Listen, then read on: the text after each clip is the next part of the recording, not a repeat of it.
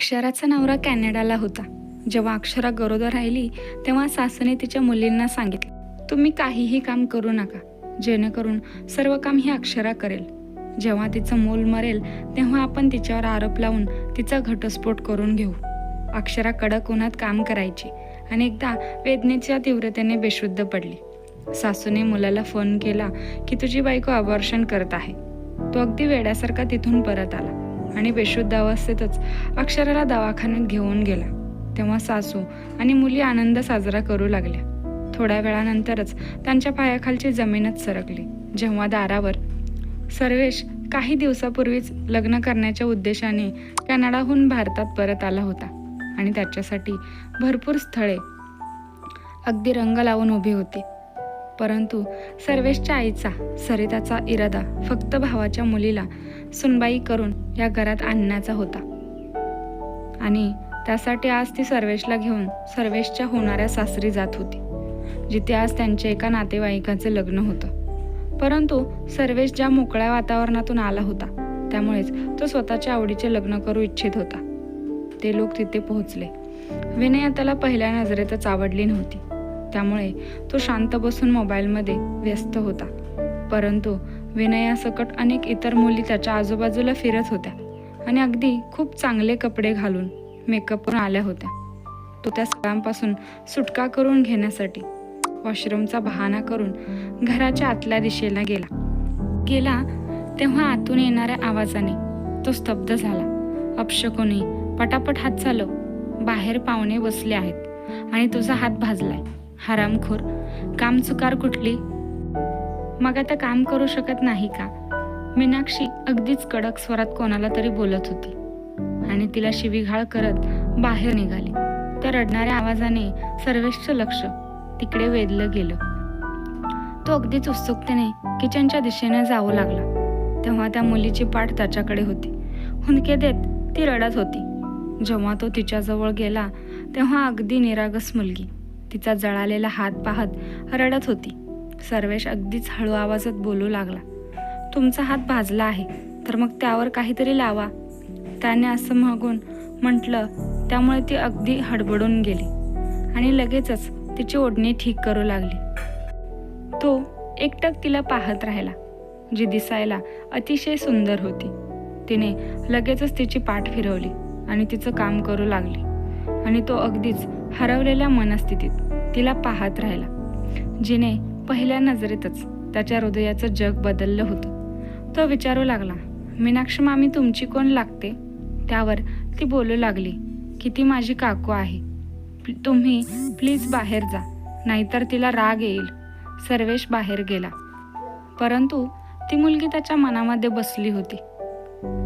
परंतु जेव्हा तो घरी गेला आणि घरी जाताच मीनाक्षीच्या जाऊबाईची मुलगी अक्षरासोबत लग्न करण्याबद्दल बोलू लागला, तेव्हा सरिताने तर एक वादळ निर्माण केलं होतं. त्याचे वडील तर त्याच्यासोबत होते, परंतु दोघी बहिणी देखील नको नको ते बोलत होत्या आणि त्या सगळ्यांच्या अंदाजावरून असं वाटत होतं की त्या लोकांना अक्षराच्या सौंदर्याची भीती वाटते.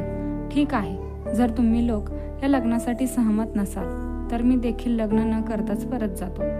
तो असं बोलत कुठून उभा राहिला आणि त्याच्या खोलीकडे जाऊ लागला. पूर्ण रात्र तो नीट झोपू शकला नाही. दुसऱ्या दिवशी सकाळी तो लवकरच मित्रांसोबत बाहेर गेला आणि उशिरा रात्री परत आला. सरिताने त्याला जेवणाबद्दल विचारलं, परंतु त्याने नकार दिला आणि झोपायला गेला. सरिताला ही भीती देखील वाटत होती की मुलगा एखाद्या फॉरेनर मुलीसोबत तर लग्न करणार नाही ना, आणि जर असं झालं तर तो मग पुन्हा परत इकडे येणारच नाही. पुढचे 2-3 दिवस सर्वेचं हेच रुटीन राहिलं आणि मग तिसऱ्या दिवशी सकाळीच सरिताने त्याला चांगलाच खडसावला, परंतु तो शांतपणे मान खाली झुकवून ऐकत बसला. सरिताने संध्याकाळी आपण विनयाकडे जायचंच आहे असं सांगितलं. तेव्हा नाईलाजाने त्याने होकार दर्शवला. तिथे जाऊन तो अगदीच तोंड पाडून बसून राहिला आणि विनया सारखं त्याच्या आसपास गिरक्या घालत होती, परंतु त्याने एकदाही नजर वर करून तिला पाहिलं नाही. तिथे जाऊन जेव्हा सरिताने अक्षराचा हात मागितला तेव्हा मीनाक्षीने नकार द्यायला सुरुवात केली आणि सोबतच अक्षराच्या आईला शिवीगाळ करण्यास सुरुवात केली, जी की या जगात सुद्धा नव्हती. अक्षराजी चहा घेऊन तिथे होती.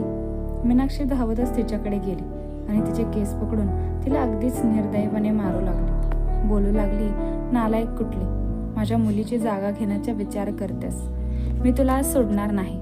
सर्वेशने जेव्हा हे पाहिलं तेव्हा मामीचा हात पकडला. बस करा मामी, तिचा जीव घेशील का? सर्वेश तिचा हात पकडत बोलू लागला. तेव्हा मीनाक्षी अजूनच शिवेगाळ करत अक्षराला दोष देऊ लागली. ही सर्वांसमोर निरागस असल्याचा डोंग करते.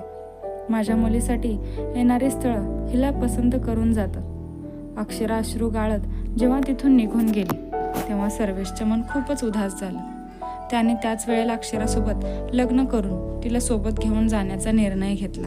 आणि जेव्हा त्याने हे सर्व सांगितलं तेव्हा सरिता अगदीच टेन्शनमध्ये आली. कारण की तिचा तर हा हेतू होता की ती मीनाक्षीला सांगून अक्षराची अशी बदनामी करेल की सर्वेश स्वतःच या लग्नाबद्दल विचार देखील करणार नाही. परंतु इथे तर डावच उलटला होता.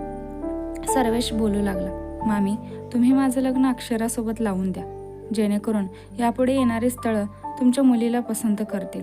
पण त्यानंतर सरिता आणि मीनाक्षी या दोघींचे प्रत्येक प्रयत्न असफल ठरले आणि काही वेळातच सर्वेशने अक्षरासोबत लग्न केलं आणि तिला स्वतःसोबत घेऊन आला. सर्वेश तिच्यासाठी काहीतरी गिफ्ट घ्यायला बाजारात गेला आणि सर्वेशच्या वडिलांच्या म्हणण्यावरून त्याच्या बहिणींनी त्यांची एक साडी अक्षराला देऊन तिला तयार करून सर्वेशच्या खोलीत सोडून दिली. सर्वेशला परत येताना ट्रॅफिकमुळे खूप उशीर झाला होता आणि तो जेव्हा परत आला तेव्हा अक्षराला जमिनीवर झोपलेला पाहून जरा हैराण झाला. तो पंजावर बसून तिला पाहू लागला आणि मग हळूच तिला स्पर्श केला. तेव्हा ती अगदीच घाबरून उठून बसली. तर तो बोलू लागला, सॉरी, मी तुझी झोपमोड केली, पण तू जमिनीवर का झोपली आहेस? वर बेडवर झोपायचं. बोलू लागली, जमिनीवर झोपण्याची सवय लागली आहे मला. सर्वेश तिला बेडवर घेऊन गेला. तिला पाहू लागला, जी दिसायला अत्यंत निरागस होती. तो तिच्या चेहऱ्याला हात लावू लागला. तेव्हा ती घाबरून त्याला पाहू लागली. काळजी करू नकोस, मी माझा हक्क तुझ्या परवानगीशिवाय घेणार नाही, परंतु माझ्याकडून हे गिफ्ट तरी घे प्लीज. तो बॅगमधून नेकलेस काढत बोलू लागला आणि मग तिच्या गळ्यामध्ये नेकलेस घालायला सुरुवात केली. तिच्या मानेवर आणि खांद्यावरच्या खुणा पाहून त्याला मोठा धक्काच बसला. त्याने जेव्हा अक्षराला याबद्दल विचारलं तेव्हा तिने मीनाक्षीच्या एक अत्याचाराबद्दल त्याला अगदी सविस्तरपणे सांगितलं. सर्वेश तिच्या त्या जखमामुळे अगदीच उदास झाला. मग तिला झोपायला सांगून तिच्या अंगावर चादर देऊन तो कपडे चेंज करण्यासाठी गेला. जेव्हा तो परत आला तेव्हा ती अगदी आरामात झोपली होती. काही वेळापूर्वी जेव्हा ती झोपली होती तेव्हा तिच्या चेहऱ्यावर भीतीची झुळूक दिसत होती, परंतु आता ती अगदी शांतपणे झोपली होती. तिच्या कपाळावर किस करून तो त्याच्या जागी येऊन झोपला. पहाटे 5 वाजता जेव्हा त्याला जाग आली तेव्हा अक्षरा घरातील देवपूजा करत होती. तो तिला बोलू लागला की तू इतक्या लवकर का उठलीस? तेव्हा ती बोलू लागली की मी नेहमी इतक्या लवकर उठते. त्यामुळे तो तिला काहीही न बोलता स्वतः झोपला. 9च्या आसपास जेव्हा त्याचे डोळे उघडले तेव्हा अक्षरा खोलीत नव्हती आणि तो तिला शोधत खाली आला. तेव्हा तिला किचनमध्ये जेवण बनवताना पाहून हैराण झाला. त्याने हॉलमध्ये बसलेल्या त्याच्या बहिणीला मेसेज करून अक्षराला मदत करायला सांगितलं. तेव्हा बहिणीने अगदीच सडेतोड उत्तर देत स्वतःच्या खोलीत निघून गेली की मला हे काम आवडत नाही आणि तसंही किचनमध्ये खूप गरम होतं. सर्वेशने मान झटकली आणि तो अक्षराला मदत करू लागला. अक्षराने लाख वेळा मनाई करून देखील त्याने चहा बनवून भांडी टेबलवर ठेवायला सुरुवात केली आणि सरिता खोलीच्या बाहेर आली आणि त्याला बायकोसोबत काम करताना पाहून जणू काय तिच्या तळपायाची आग मस्तकातच गेली. ती अक्षराला टोमणे मारत खुर्चीवर बसली की खूपच कामचुकार मुलगी आहेस, त्यामुळेच तर मीनाक्षी तुला वैतागली होती. आता स्वतःचं संकट आमच्या गळ्यात टाकलं. सरिता तोंड वाकडं करत बोलू लागली. त्यावर सर्वेश बोलू लागला, मला कामाची सवय आहे आई, मी कुठे पहिल्यांदा हे काम करत आहे, तिथे तर सर्व काही स्वतःच्या हातानेच करत होतो. त्याने हसतच उत्तर दिलं. तेव्हा सरिता तोंडातल्या तोंडात पुटपुटत काहीतरी बोलू लागली. त्याने सरिताच्या त्या वागण्यावरून अक्षराकडे माफी मागितली. तेव्हा ती हैराणीने त्याला पाहू लागली. सर्वेशने तिच्या हैराणीचं कारण विचारलं. तेव्हा ती बोलू लागली की आजपर्यंत मला कोणीही सॉरी म्हटलं नाही. सर्वेश तिच्या त्या निरागसपणावर हसतच टेबलकडे जाऊ लागला. तो तिच्या प्लेटमध्ये अगदी भरभरून नाश्ता देत होता आणि सरिताची विचार करून करून वाईट अवस्था होत होती की हा सर्वेश आता आमच्या हातातून निघून गेला. नाश्त्यानंतर सर्वेशने अक्षराला सोबत घेतलं आणि तिला खूप सारी शॉपिंग करून दिल्यानंतर एका रेस्टॉरंटमध्ये घेऊन गेला. अक्षराने जेव्हा मेनू कार्ड पाहून ऑर्डर दिली तेव्हा तो हैराण झाला आणि अक्षराने सांगितलं की माझं FFC पूर्ण झालं होतं की त्याच वर्षी माझ्या आईवडिलांचा अपघाती मृत्यू झाला. आईच्या माहेरी कोणीच नसल्यामुळे मला इथेच राहावं लागलं आणि मीनाक्षीने 2 वर्षे तिच्यावर अत्याचाराचे डोंगर फोडले. सर्वेश तर तिची व्यथा ऐकून खूपच निराश झाला होता आणि तो येणाऱ्या परिस्थितीचा विचार करून टेन्शनमध्ये होता की तो लंडनला गेल्यानंतर अक्षरासोबत कसा व्यवहार होईल कुणास ठाऊक. ते दोघं संध्याकाळी जेव्हा घरी परत आले तेव्हा सरिता डोक्याला पट्टी बांधून पलंगावर बसलेली होती आणि त्यांना पाहताच तिने बोलायला सुरुवात केली की ज्यामुळे सर्वेशने देखील त्याच्या कानाला हात लावले. बोलू लागली, 2 कवडीच्या मुलीला लाखोची शॉपिंग करून दिलीस. सर्वेश काहीही न बोलता तिचा ऐकत राहिला आणि अक्षराला त्याने खोलीत जायला सांगितलं. त्याच्या त्या वागण्यावर सरिताने अक्षराला कोसायला सुरुवात केली. सर्वेशने जेव्हा तिला अडवण्याचा प्रयत्न केला तेव्हा तिने छातीवर हात मारून मारून अक्षराला शिव्या द्यायला सुरुवात केली. सर्वेश रागानेच त्याच्या खोलीकडे जाऊ लागला. जेव्हा तो खोलीत दाखल झाला तेव्हा अक्षरा घाबरलेल्या चेहऱ्याने हात चोळत बोलू लागली, आई खूप रागात आहेत ना, रागावल्या आहेत ना, मी जाऊन त्यांना सॉरी बोलते की यापुढे असं कधीच होणार नाही. अक्षरा घाबरून बोलू लागली. तेव्हा सर्वेश तिच्याकडे प्रेमाने पाहत बोलू लागला, का परत असं होणार नाही? मी तर तुला रोज बाहेर घेऊन जाणार आहे आणि तू माझी बायको आहेस आणि माझ्यासोबत गेली होतीस. यामध्ये वाईट वाटण्यासारखं काय आहे? माझी आई आणि बहीण देखील बाजारात जाऊन अशी शॉपिंग करतात. जर मी तुला सोबत घेऊन गेलो तर त्यांना काय प्रॉब्लेम आहे? तो अगदीच मान झटकून रागानेच वॉशरूमकडे गेला. जेव्हा तो फ्रेश होऊन बाहेर आला तेव्हा अक्षरा टेन्शनमध्येच इकडून तिकडून फेऱ्या मारत होती. काही वेळ निघून गेला तेव्हा त्याला त्याच्या कपाळावर एक मऊ हात जाणवला. तेव्हा त्याच्या मनाला जणू थंड हवेची झुळूक लागली. ती हळूहळू त्याचं डोकं दाबत होती आणि सर्वेशच्या नसानसात शांतता उतरत होती. त्याने अगदीच प्रेमाने तिचा हात पकडून त्याच्या ओठावर लावलं आणि डोळे उघडून तिला पाहिलं. तेव्हा ती सर्वेशच्या त्या वागण्यावर घाबरली होती. सर्वेश उठून तिच्या समोर गेला आणि तिच्या डोळ्यात डोळे घालून पाहू लागला आणि त्याच्या अशा प्रकारे नजरेवर ती तिची नजर खाली घालून तिची बोटं चोळू लागली. सर्वेशने तिचा हात पकडला आणि तिला बेडवर नेऊन तिच्या बाजूला बसून त्याच्या प्रेमाचा वर्षाव तिच्यावर करू लागला. पुढची सकाळ खूप सुंदर होती आणि सर्वेशच्या प्रेमाने अक्षराचं सौंदर्य अजूनच फुलवलं होतं. सर्वेश सकाळी गेला. तो संध्याकाळी जेव्हा परत आला तेव्हा त्याने अक्षराला आपल्याला हनीमूनला शिमल्याला जायचं आहे हे सांगितलं. तेव्हा सरिता अगदीच चिडली. दुसऱ्या सकाळी ते दोघेही त्यांच्या हनीमूनसाठी निघून गेले. पूर्ण 1 महिना कसा गेला हे अक्षराने सर्वेशला समजलंच नाही. हनीमूनवरून परत आल्यानंतर 2-3 दिवसानंतर सर्वेशला पुन्हा परत कॅनडाला जायचं होतं आणि 2 दिवसानंतर जेव्हा तो कॅनडाला परत जाऊ लागला तेव्हा अक्षराला त्याच्या माघारी सोडताना त्याचं मन माहीत नाही का खूपच घाबरलं होतं आणि स्वतः अक्षरा देखील सर्वेश परत जाणार यामुळे खूपच दुःखी होती. तो मनावर जड दगड ठेवून कॅनडाला निघून गेला. सर्वेश कॅनडाला तर निघून गेला परंतु मन भारतात सोडून आला होता. त्याचे मित्र त्याला दुःखी पाहून त्यामागचं कारण विचारायचे तेव्हा तो गप्पच राहायचा आणि मग रोज सरिता अक्षराच्या तक्रारी त्याला सांगायची आणि तो फक्त ऐकायचा. परंतु त्याने कधीही त्यांना अडवलं नाही. त्याला भीती होती की जर मी आईला काही बोललो तर त्या गोष्टीचा राग धरून त्या अक्षरावर अत्याचार तर करणार नाहीत ना. आणि नाही, त्याने अक्षराला कधी काही विचारलं कारण की त्याला माहीत होतं अक्षरा कशी आहे. रोज तासनतास तिच्यासोबत बोलायचा, तिच्यासोबत बोलून शांतता मिळवायचा आणि स्वतःच्या माणसांशिवाय परदेशी लोकांचं कोणतंच आयुष्य नसतं. असंच रुखसुख आयुष्य चालू असतं. एके सकाळी सरिताचा फोन आला की तुझी बायको आई होणार होती आणि तिने अबॉर्शन करून ती इतर कोणासोबत तरी पळून गेली. तो अक्षराला फोन करून करून वेडा झाला पण तिचा फोन लागतच नव्हता. त्याने तिकीट काढलं आणि 1 आठवड्यानंतर भारतात पोहोचला. तेव्हा सरिता त्याला पाहून ओक्साबोक्शी रडत अक्षराला शिव्या देऊ लागली. सर्वेश तर अगदीच हक्काबक्का होऊन उभा होता आणि मग काहीही न बोलता तो खोलीत गेला. तेव्हा त्यांच्या दोघांच्या आठवणी त्या खोलीमध्ये साचलेल्या होत्या.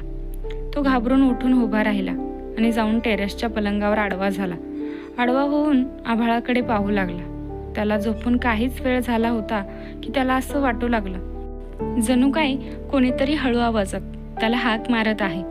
त्याने जेव्हा डोकं वर करून पाहिलं तेव्हा समोरच्या घरातली सुनबाई होती. तो उठून तिच्याजवळ गेला. तेव्हा तिने सांगितलं की या 1.5 महिन्यात सरिता मावशीने तिच्या मुलींना हाताशी घेऊन अक्षरावर खूप अत्याचार केले, परंतु ती त्यांच्या प्रत्येक अत्याचार सहन करत शांत राहिली आणि रोज सरिता मावशी तिला त्रास द्यायची, परंतु ती तर ओठ शिवून शांतपणे घरातलं काम करत होती. जेव्हा तुझे बाबा घरात असायचे तेव्हा त्या थोड्याफार नीट वागायच्या, परंतु एकदा का बाबा घरातून बाहेर गेले की पुन्हा तेच अत्याचार सुरू व्हायचे. आणि ती गरोदर आहे हे ऐकून सरिता मावशी असं बोलू लागली की हे मुलं अनैतिक संबंधातून जन्माला येणार आहे. त्यांच्या बोलण्यावर ती पहिल्यांदाच त्यांच्यासमोर बोलली होती. तेव्हा त्याने अगदीच क्रूरपणे तिच्या कानाखाली लगावल्या आणि तिला घराच्या बाहेर हाकलून लावलं. त्या दिवशी बाबा शहराच्या बाहेर गेले होते. ती पूर्ण रात्र थंडीमध्ये पावसात भिजत राहिली. त्यांच्याकडे दरवाजा उघडण्याची विनंती करत राहिली, परंतु त्यांना दया आली नाही. सकाळी ती दारावर बेशुद्ध झाली आणि मी ॲम्ब्युलन्स मागवून तिला दवाखान्यात घेऊन गेली आणि रात्रभर पावसात भिजल्यामुळे तिचं मूल गमावलं होतं. मग मी तिला तिथेच ठेवून थोड्या वेळासाठी घरी आले आणि जेव्हा संध्याकाळी परत गेले तेव्हा ती तिथून निघून गेली होती. आणि सरिता मावशीने पूर्ण परिसरात हेच सांगितलं की तिचे कोणत्या तरी परपुरुषासोबत अनैतिक संबंध होते आणि ती त्याच पुरुषासोबत पळून गेली आहे. बाबांना देखील हेच सांगून त्यांना तिच्या विरोधात केलं. शेजारच्या वहिनीचं बोलणं ऐकून सर्वेशचं मन पाणी पाणी झालं होतं आणि तो त्या दिवसाला दोष देत होता जेव्हा त्याने तिला इथे सोडून जाण्याचा निर्णय घेतला. खरं तर त्याला आई आणि बहिणीचा स्वभाव कसा आहे हे चांगलाच ठाऊक होतं. तो टेरेसवरून खाली उतरून सावध पावलांनी त्याच्या खोलीत आला. पूर्ण रात्र तो रडत राहिला आणि सकाळ होताच तो तिला शोधण्यासाठी बाहेर निघाला. त्याने दवाखान्याच्या आसपास अनेक ठिकाणी तिला शोधलं, परंतु ते त्याला सापडले नाही. त्याने पोलिसांकडून मदत घेण्याचा निर्णय घेतला आणि जाऊन परिसरातला SHOकडे तिचे फोटो दिले. तेव्हा त्याने विश्वास दिला की ते तिला शोधण्यास नक्कीच मदत करतील आणि तो हे सगळं काम शांतपणे करत होता. आणि त्या दिवशीही तो निराश होऊन घरी परतला. तेव्हा समोर बसलेली विनया आणि मीनाक्षीला पाहून त्याचा मूड खराब झाला. तो सरळ त्यांच्या खोलीत निघून गेला आणि फ्रेश होऊन जेव्हा बाहेर आला तेव्हा विनया अगदीच बिंदासपणे त्याच्या बेडरूममध्ये असलेल्या टीव्हीवर रोमॅन्टिक पिक्चर पाहत होती. तिचा हा असा बिंदासपणा त्याला अजिबात आवडला नाही आणि तो रागानेच तिला तिथून जायला सांगू लागला, परंतु ती हसत त्यालाच पाहत होती. सर्वेशने ओरडून सरिताला बोलावलं. तेव्हा ती थरथरत धापा टाकत वरती आली आणि जबरदस्तीने विनयाला घेऊन खाली निघून गेली. तो देखील कपडे चेंज करून खाली आला आणि सरिताच्या खोलीमधून बाईकची चावी घ्यायला जातच होता तेव्हा आतून येणारा आवाज ऐकून तिथेच थांबला. बस फक्त काही दिवस अजून तो भारतातून निघून जाईल, तेव्हा आपण विनयाचं लग्न लावून देऊ आणि त्या हरामखोर अक्षराला तुझ्या घरातून हाकलून लाव. सरिताच्या शेवटच्या बोलण्यावर तो तिथेच उभा राहिला. ओह ताई, तिला कसं हाकलून लावू? तिच्यामुळे संपत्ती मिळणार आहे. तिच्या हिश्श्याची, तिच्या बापाच्या हिश्श्याची जमीन तिला मिळणार आहे. मग बस एकदा की ती जमीन माझ्या नावावर केली की मग तिला एखाद्या बाजारात विकून येईन. मीनाक्षी अगदीच लोभी अंदाजात बोलू लागली. बाहेर उभा असलेला सर्वेश त्यांचं बोलणं ऐकून अगदीच सुन्न झाला. मग तो चावी न घेताच पटकन बाहेर गेला आणि रिक्षा घेऊन मीनाक्षीच्या घरी पोहोचला. दरवाजा उघडा होता. तो पटकन आतमध्ये गेला. तेव्हा किचनमध्ये असलेली अक्षरा त्याला पाहतच बसली. जेव्हा तो अजून थोडा जवळ गेला तेव्हा ती हातातली सगळी कामं सोडून धावत त्याच्या जवळ आली आणि त्याला मिठी मारली आणि अगदीच हुंदके देत रडू लागली. सर्वेश स्वतः देखील रडत होता. मग त्याने अक्षराचे अश्रू पुसले आणि तिला घरी यायला सांगितलं. तेव्हा ती घाबरली. काळजी करू नकोस, मी असताना तुझ्यावर एक ओरखडा देखील येणार नाही. सर्वेशने धीर दिला. तेव्हा ती फ्रेश होऊन त्याच्यासोबत जाऊ लागली. तो तिला घेऊन जेव्हा घरी पोहोचला तेव्हा दरवाजा उघडताच समोर उभ्या असलेल्या सर्वेश आणि मीनाक्षीला पाहून सगळ्यांच्या पायाखालची जमीनच सरकली. त्या इथे आनंद साजरा करत होत्या. त्या दोघींना एकत्र पाहून त्यांचा सगळा आनंद मातीमोल झाला होता. सरिता अक्षराला शिव्या देत मारण्यासाठी पुढे सरसावली. तेव्हा सर्वेश लगेचच अक्षरासमोर ढाल म्हणून उभा राहिला. त्याने सरिता सकट सगळ्यांनाच पोलिसांच्या हवाली करण्याची धमकी दिली. तेव्हा ते सगळे अगदी अविश्वासाने सर्वेशकडे पाहू लागले. स्वतःच्या वहिनीला सांग की यापुढे इथे येण्याची गरज नाही आणि स्वतःच्या निर्लज्ज मुलीला घेऊन कुठेतरी दुसरीकडे तोंड मारायला सांग. त्याच्या बोलण्यावर विनया रागाने शिव्याशाप देत तिथून निघून गेली. मीनाक्षीला स्वतःच्या अपमानाचा खूप राग आला आणि ते बॅग उचलून अक्षराला शिव्या देऊ लागली. आणि अक्षरा भीतीने सर्वेशचा हात घट्ट पकडून उभी होती. तो तिला घेऊन खोलीत आला आणि तिला खूप सारा धीर देऊन फ्रेश होण्यासाठी पाठवला आणि स्वतःसाठी आणि त्याच्यासाठी जेवण आणायला निघून गेला. तिला पाहताच सरिता पुन्हा रडू लागली. आणि त्याच दरम्यान सर्वेशचे बाबा देखील घरी आले. त्यांनी कारण विचारलं. तेव्हा सर्वेशने प्रत्येक गोष्ट सांगितली आणि ते अगदी शरमेने उभे होते. तो पोळी भाजी घेऊन खोलीत आला आणि दोघांनी बसून खूप दिवसानंतर पोट भरून जेवण केलं. त्याने रात्री अक्षराकडे तक्रार केली की तुझ्यावर होणाऱ्या अत्याचाराबद्दल मला का नाही सांगितलंस.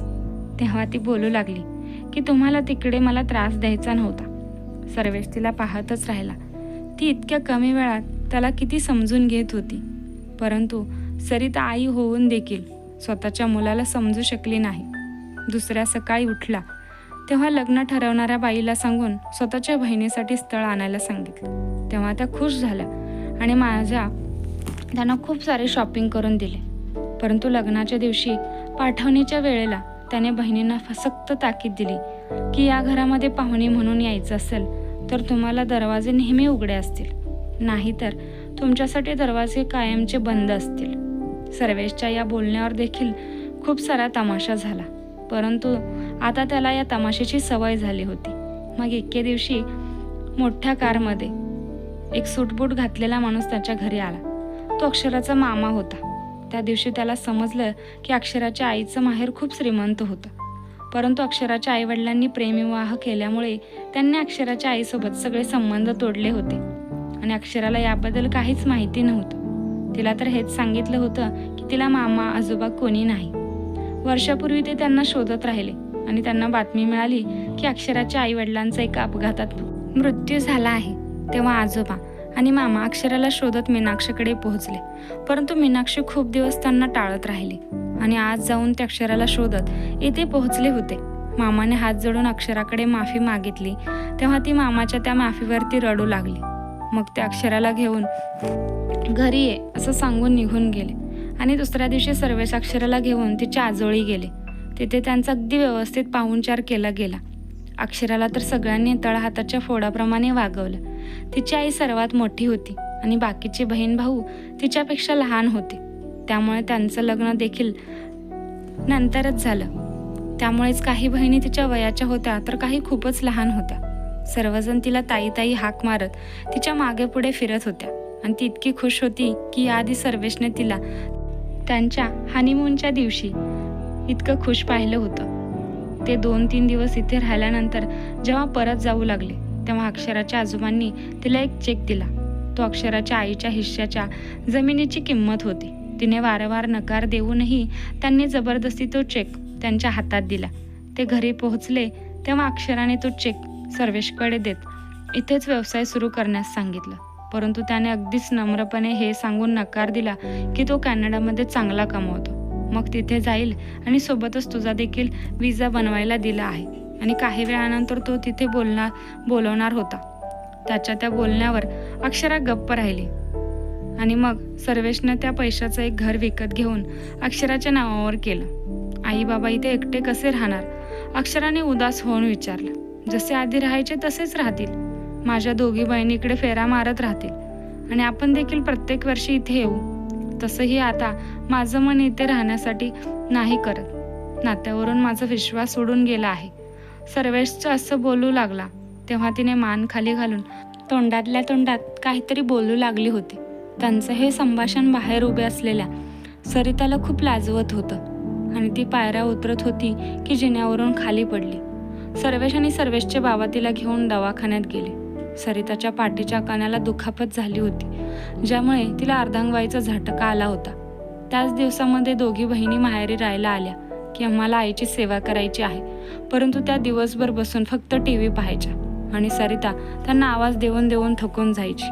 मग एके दिवशी सरिताने हात जोडून त्यांना त्यांच्या घरी जायला सांगितलं. त्या निघून जातच अक्षराने सरिताची इतकी काळजी घेतली, इतकी सेवा केली की ज्या तोंडातून प्रत्येक वेळी शिव्या निघत होत्या, आता फक्त आशीर्वाद बाहेर पडत होते. आणि सर्वेश खूपच निर्धास्त आणि आनंदी होऊन लंडनला परत गेला.